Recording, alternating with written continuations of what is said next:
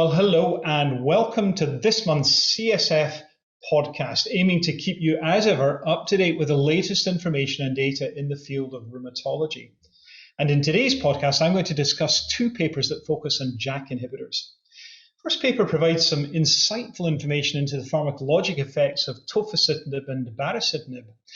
Since their launch, several safety concerns, for example, increased risk for thrombosis and viral infection, have been associated with the use of JAK inhibitors. And I'm sure many of you are now aware, worldwide observations have led to changes in the recommendations for the use of JAK inhibitors and the addition of a boxed warning by the FDA for all JAK inhibitors used in inflammatory conditions. Now, to date, many of the known mechanisms associated with the pharmacologic on-target effect of these drugs remains unclear, and it's well established that unintended off-target activity may interfere in multiple biologic processes. So with this in mind, Faquetti et al. Investigated if the currently unexplained thrombotic and viral infection risk with JAK inhibitors may be a result of an off-target effect. Second paper in today's podcast provides us with data from over 30,000 treatment courses evaluating the real-life effectiveness and safety outcomes of 4 current second-line therapies used in the treatment of rheumatoid arthritis, but with different modes of action, namely TNF inhibitors, abatacept, that's a checkpoint regulator, IL-6 inhibitors, and JAK inhibitors. Now, in the absence of head-to-head clinical trials, registry data provide us with a unique opportunity to compare available treatment options and help us to understand the effectiveness of these therapies in clinical situations. And as such, Lauper et al. Used data from 19 registers from the Jackpot collaboration, great name, to deliver some insightful information on the discontinuation of these RA therapies in real life. Now, as always, if you want to access detailed summary slides of the papers discussed today, please go across to cytokinesignaling.com. That's cytokine signaling, all one word. Okay, first paper then. Identification of novel off-targets of baricitinib and tofacitinib by machine learning with a focus on thrombosis and viral infection.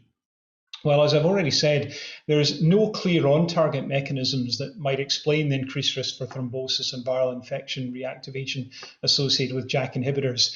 The observed elevated risk may be a result of an off-target effect. I would say, although this was the background put out by the authors, I would gently disagree, but I think we do have good on-target reasons to believe that viral infection might be increased if you think about inhibiting gamma chain cytokines. And their effects on, for example, NK cells. But leave that aside, this was at least the author's postulated background. And what I would certainly agree with them is in their statement that understanding the target space of JAK inhibitors is essential in order to explain mechanisms of unexpected side effects and to identify opportunities for repurposing. Computational approaches combined with in vitro studies can be used to predict and validate the potential for an approved drug to interact with additional, often unwanted targets and identify potential safety-related concerns.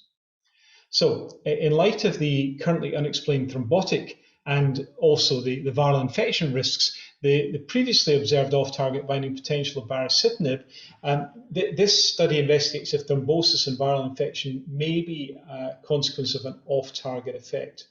Now, potential off-targets of the JAK inhibitors baricitinib and tofacitinib were identified using 2 established machine learning approaches based on ligand similarity.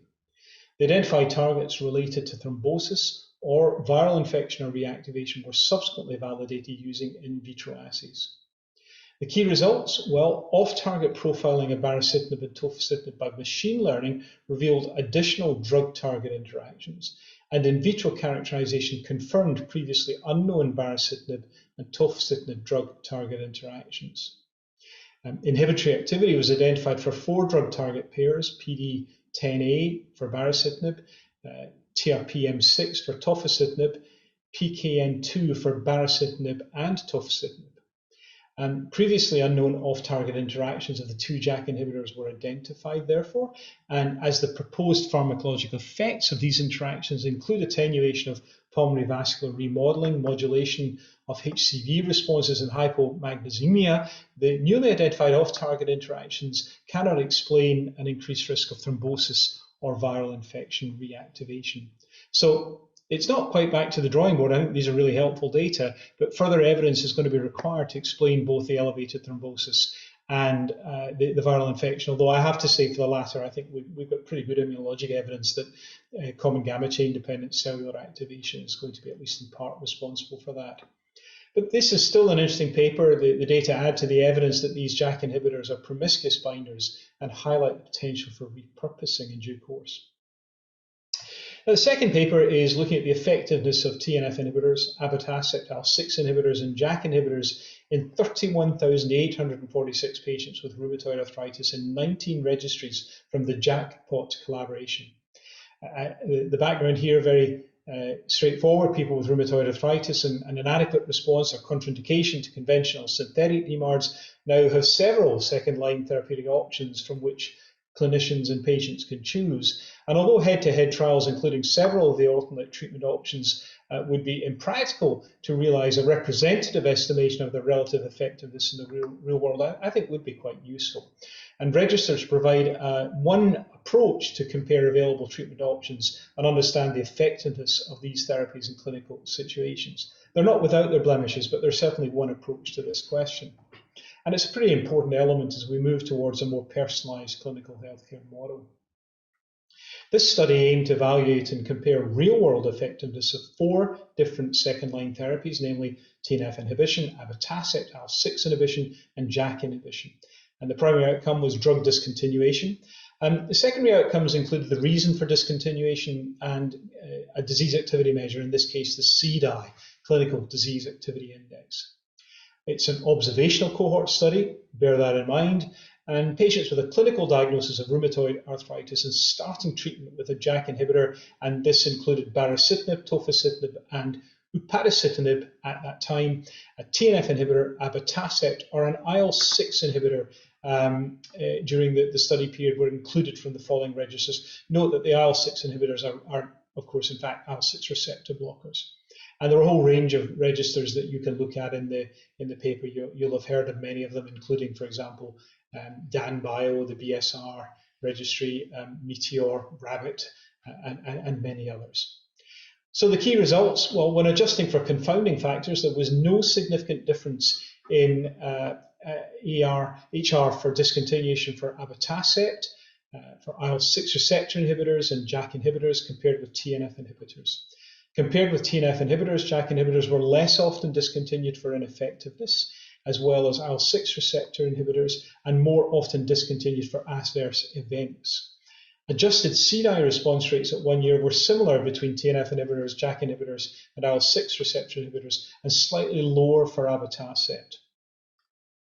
These results support, therefore, the use of these 4 treatments for treating people with RA in real-world clinical care, and it underscores their similar effectiveness assessed by retention response rates, which, as I've said, were broadly comparable.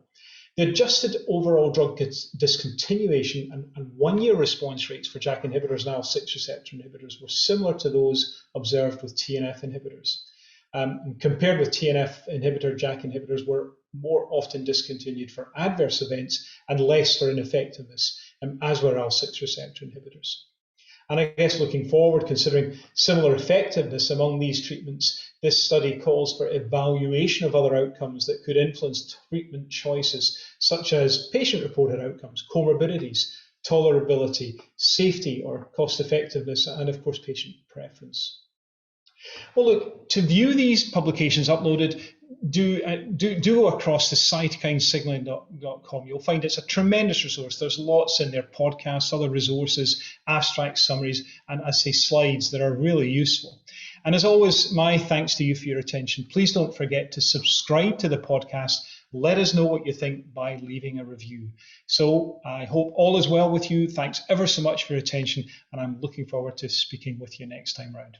Thanks very much.